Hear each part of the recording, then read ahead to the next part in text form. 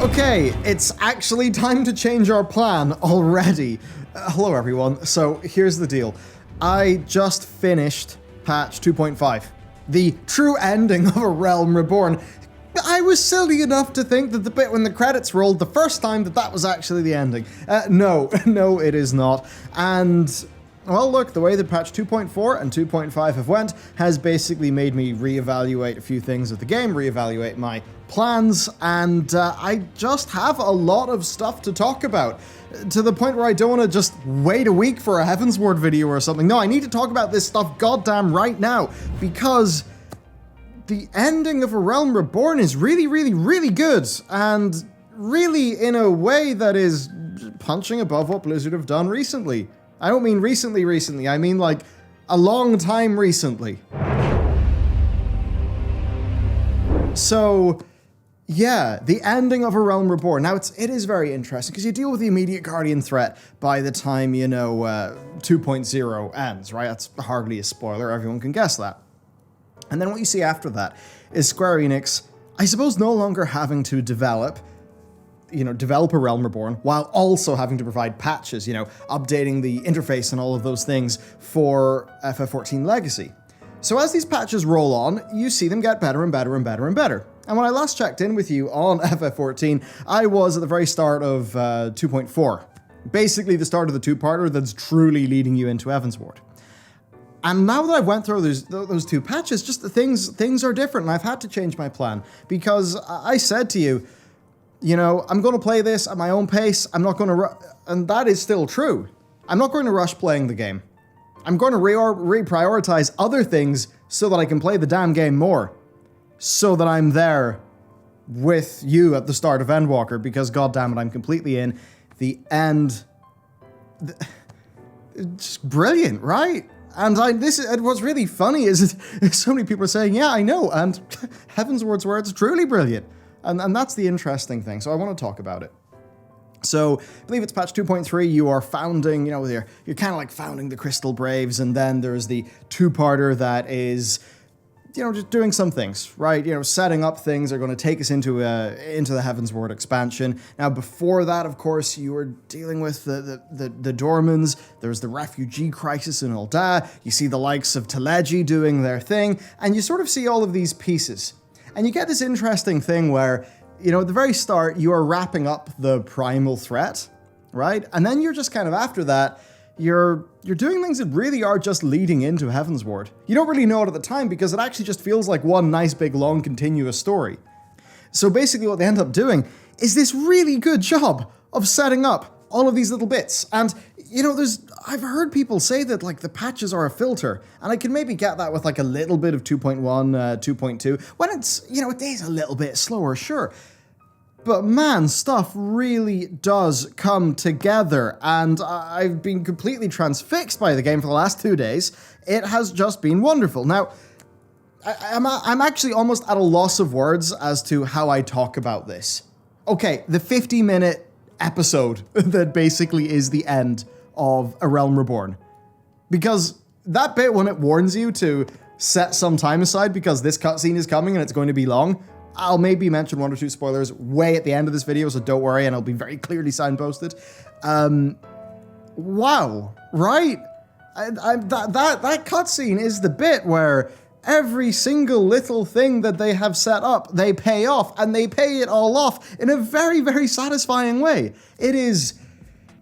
It's really quite impressive, to be honest, how they managed to do that.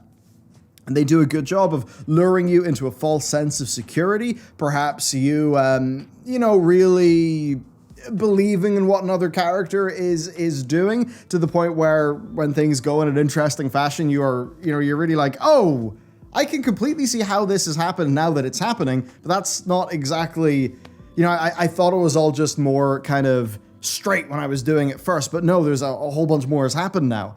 And it's just the confidence of the story too. To actually tell a story. And it's so funny, and this, I know to you FF people who've been here for a very long time, you're going to laugh at this stuff. But this, you have to understand, I'm coming from a World of Warcraft perspective. they don't really, I mean, they tell so little of the story in the game, and it's so fragmented. And I mean, you look at some of the Covenant campaign steps in the recent patch.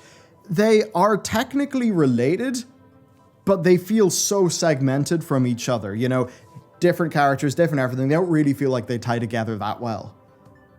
So you've got things like that going on. And then whenever it all does, you know, it all really does happen.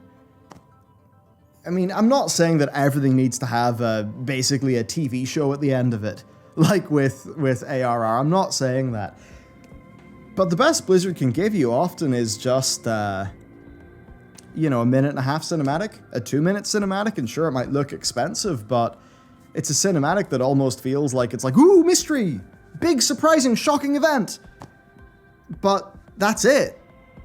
There's no lingering in things. There's no exploration of things. There's no, well, just letting the story run out and having a reasonable runtime and you actually seeing and experiencing the story in-game over a period of time. They just don't do that. It's wild. It's insane. I feel like the story of ARR by the end of that, I mean, it has been wrapped up so much more satisfyingly than, well, okay, let's see. It's so much more satisfying than 9.0 of Battlefront or of Shadowlands, and more satisfying than 9.1. More satisfying than 8.3 for sure, because, you know, we just defeated the big old god guy. We go back to Magni, he gives us 73 gold, pats us in the back and says, "Cheers, mate. Thanks for saving Azeroth again," and that's it. So certainly better than 8.3. I mean, 8.2.5 you could say was good with the Sarfang stuff. Wasn't really that well supported by the overall, like, long story that your character went on. It was more like a cool short film that they assembled outside, you know, outside of your core World of Warcraft experience. So that's a bit weird to think about, to be honest. More satisfying than 8.2, certainly than 8.1 and 8.0. I mean, Legion had a lot of a really big cool factor at the end, and it was telling such a, you know, ambitious in terms of like, oh, it's like a, you know, a big anime thing, Space Satan's going to come and punch the planet. Like, so that's cool. And that's where WoW is like doing a good job staying in its lane. But compared to everything else that WoW's done since then, the end of ARR just tops it. Now, I'm sure WoW might have, you know, little cinematic high points that are very cool. But like, just as an overall story being told, no, not at all whatsoever is it anywhere close, not even in the same ballpark. And you really see that happen in patch 2.3, 2.4, and 2.5 as things come together. I mean, look, if you're an FF person, I have the, you know, the first quest of Heaven's Ward is there, right, ready for me to do it. So you know where I am, you know the things that I've seen, you know the things that I know and the things that I don't know. And they've just done that thing where everything that has happened in ARR is satisfyingly tied off, but in a way where, like, I have a fair idea where the story's going. I don't know exactly how it'll go, and I'm really excited. It just feels so much more continuous as a story and how it's all woven together. And it's really taken the last half of the ARR patch content and really seeing that all happen and seeing it through to feel that. I mean, I've known that because of what people have told me, right? And, you know, you know what I've experienced myself up to the last video. But now I feel like that extra little bit on top, right? And then everyone says that Heaven's Ward absolutely clobbers it, which I mean, I totally believe. Just, yeah. So it's just really cool, the end of ARR. And like, I know that the ARR patches do have their moments of not the strongest pacing. I know that when it's suddenly time to go to the Crystal Tower to do all of that it can feel like a little bit of a like, oh come on, I want to do that thing though. Especially when, like most people, that happens at the very end of 2.5, where you really want to go to Ul'dah to that big celebration ceremony thing, but you gotta go do the tower instead now. And I do want to talk about the tower actually, because I have no idea how they do this with their raids into the future. And with the tower, it had an interesting story. Like, I liked it overall. It wasn't the most, like, you know, boom in terms of pacing or anything like that. But it was neat. And I actually felt like I understood so much more about, like, this raid and its stakes and all of that, because the way that they presented it was a bunch of quests where you learn about stuff. And then you and your people, you take your first step into it. You do the first wing of the raid. And then after that's done, you have some more stories. You learn some more things. Then you do the next bit. And, that happens and happens and happens. And it's almost as if the raid is the mechanic, or the raid is like how they are telling the big points of the story that really need something that feels big and special. So it's like it's either like they get the story for free when they do their raid, or the raid for free when they do their story. It's just they're so woven together in a natural way. And of course, when you're experiencing that content, anything other than the first time, well, you just queue up in the duty finder and you just do it, right? But as you're there in your first time, it just feels like this one integrated experience, this one big storyline, You start off, the raid, you get like a little cutscene taking you in, you go through whatever the wing is, and at the very end, you'll get like a narrative cinematic that... you'll get narrative cinematics that are so much longer than the ones that WoW does for its like big centerpiece raids, as you see the story. And sure, not every one of those might be the most like crazy balls to the wall cinematic where, some big shocking thing happens is going to have the community talking for ages. But, well, those things are all secondary to telling a story, and they actually do that, right? So I'll be very keen to see how they do those raid stories as time goes on, because I got to say I like the way that they do it. And I also like how, there's not that much trash. I think that's pretty good. Now, that said, I also do know that we're all running through there with like eye level 130-ish gear, right? So we totally outgear the stuff, and that's why it feels like, LFR or something, and it all just, those bosses melt. But another thing I really liked too was the hard versions of the previous Titans that I fought. That was really, really neat. A bit tricky readjusting the keyboard and mouse when I'd never played a ninja on keyboard and mouse, really. But those were really fun. And then I hear that there's these extreme versions, I think, of those fights with the primals that are like way more involved, that I think are supposed to be, I think it's canonically like a bard retelling an epic version of the fight. But I think that was a really cool way to do it. And I kind of like how those primal characters, they appear. They sort of like keep them relevant there. I just thought that was, I thought that was quite neat. And man, it's just, I'm sitting here being like, wow, this is... Like, the thing that World of Warcraft has is giving you a really big raid each patch, and having the dungeons that you can do if you like the WoW style of dungeons, and the WoW PvP that you can do if you like the WoW style of PvP.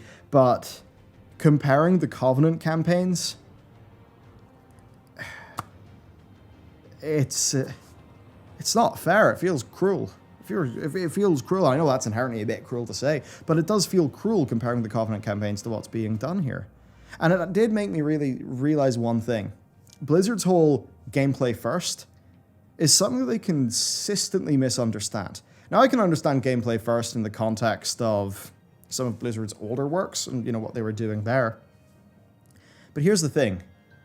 If it's going to be either choose story or choose gameplay, Blizzard always say they choose gameplay at the expense of story. And generally, we've all been like, well, yeah, it's a game. Gameplay's the bit that matters.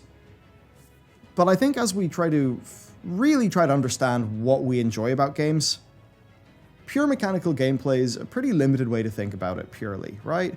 And, maybe realizing that the thing that matters the most is the experience. It's really that bigger experience. And I just have to wonder, do Blizzard need to recalibrate what gameplay first means? And I'll try to develop this thought more for I want to do a video on the things that WoW can learn from FF, because it could, and I really hope it does, because that would be good for everyone who plays it, which will include me. But here's the thing. What if you go gameplay first, and you sacrifice story for some gameplay, but it turns out that the gameplay gains that you have earned via that sacrifice are actually less than the story gains that you sacrificed in choosing that smaller amount of gameplay? And then what if ultimately that actually results in an overall game experience that isn't as compelling to a player? And that's when I think about FF, because, in these recent, the recent patches that I've done, 2.3, 2.4, 2.5, a lot of the MSQs not involve gameplay. There's bits, you go to Garuda, you do the big trial that happens at Ishgard, you do that stuff, and those are cool. You do the Alliance raid, that was also quite cool.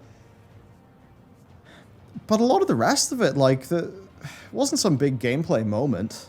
The 50-minute long cutscene, and I get, okay, that could be a bit extreme for some, could be a bit too much, fair enough. But it's the story that mattered, and it was the overall experience. And it is my character that is the game experience. And it's like, what is best for the story? Me controlling my character fighting, or my character talking to other characters and us experiencing a story that way. And I just think turns out that you really do need to blend the two of them a lot more. You really do. And I guess that's the thing.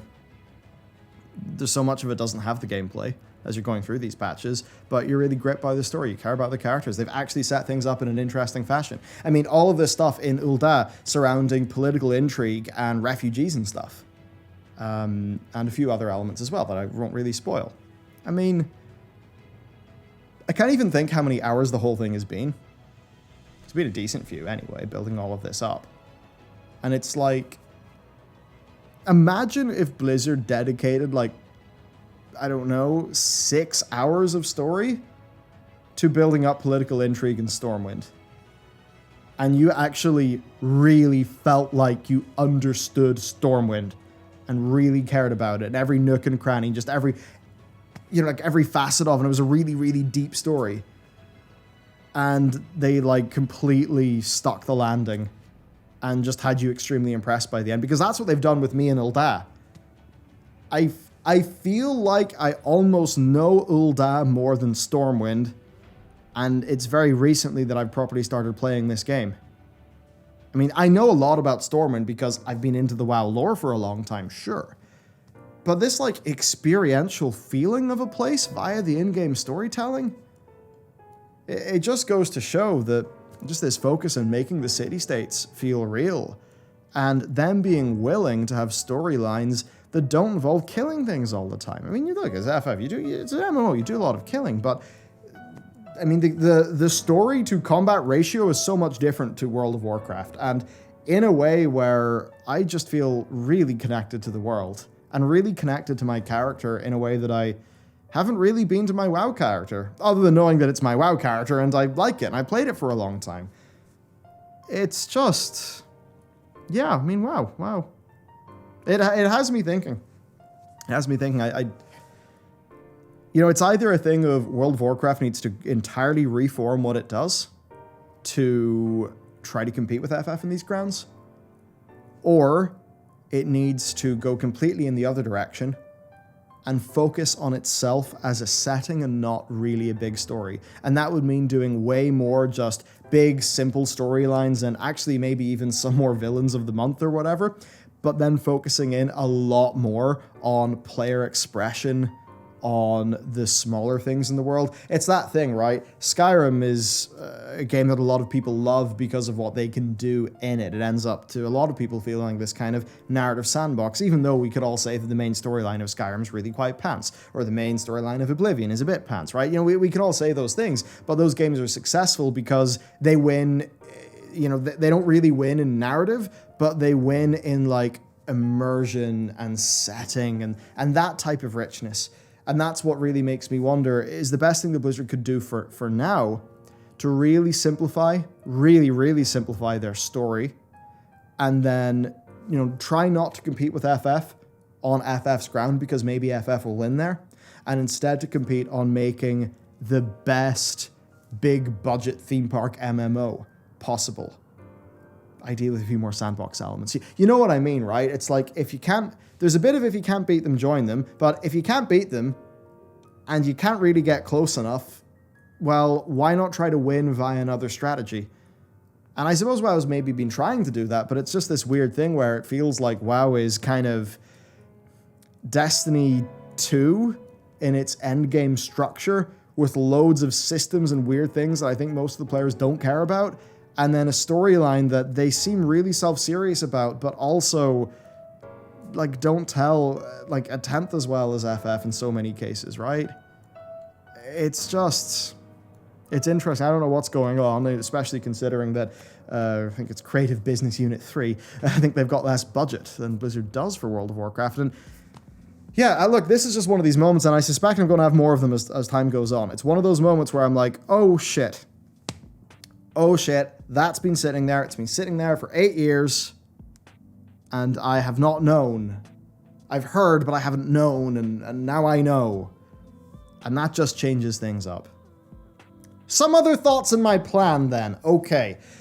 Machinist. I'm going to roll Machinist pretty damn quick. I'm going to get that from 30 up to 50. Reason why is I really enjoy Ninja, but I also want to try something a bit different. And, Ninja can be a bit sweaty, especially as you get higher than I am right now. And I know that a lot of people who play Ninja do appreciate having something like Machinist that is a bit more like simple, fast-paced fun. I think that's what Machinist seems to be. So that's what I'm going to do.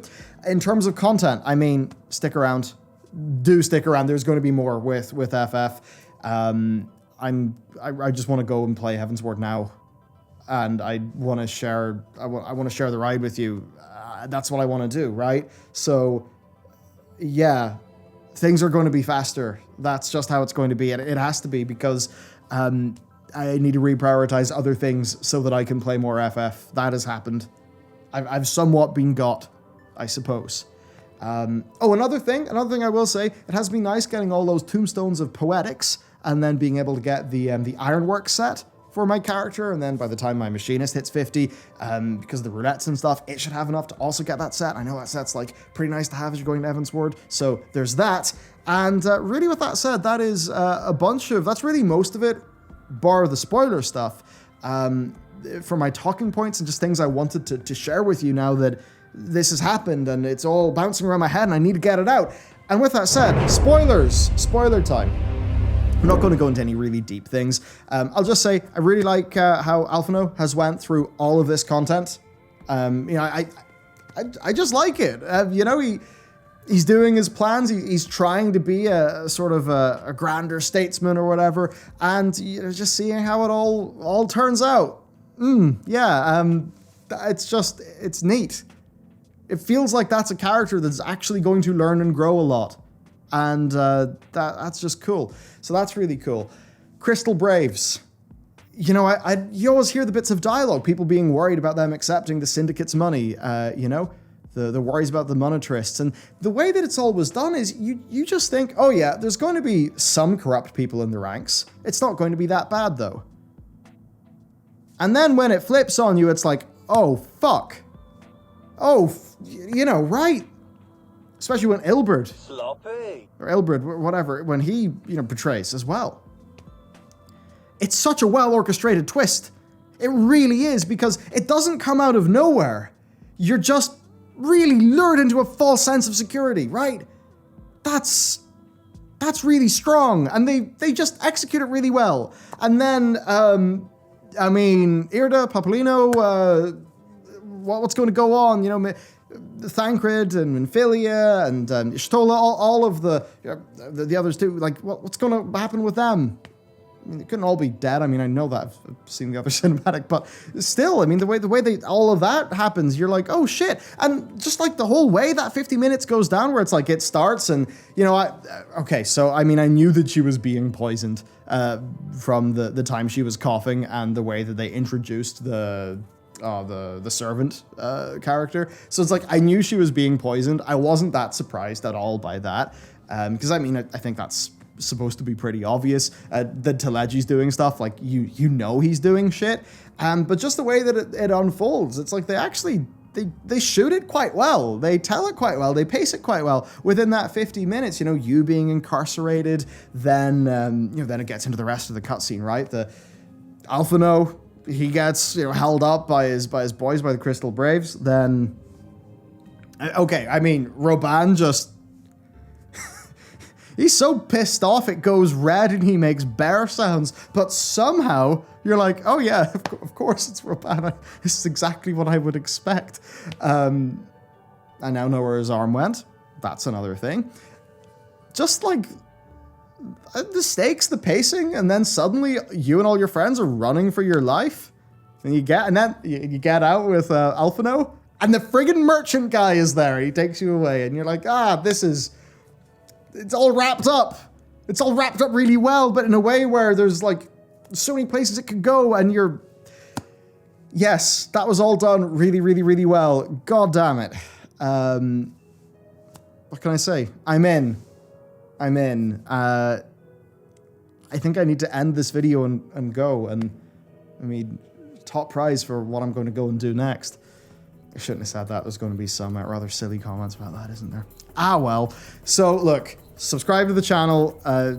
We're going hard here. That's just how it's going to be. This whole game, this whole situation, all deserves it. There will be content for other games as well, but yeah, I'd be lying if I said it was going to be extremely balanced for the next 2 months, for obvious reasons. I just want to say as well, a really big thank you, everyone, for the support on this channel. It was really cool to see.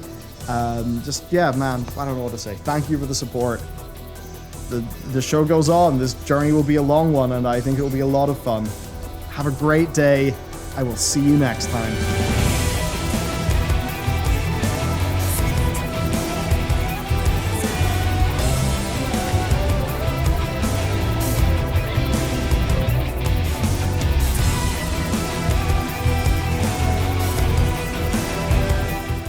Sloppy.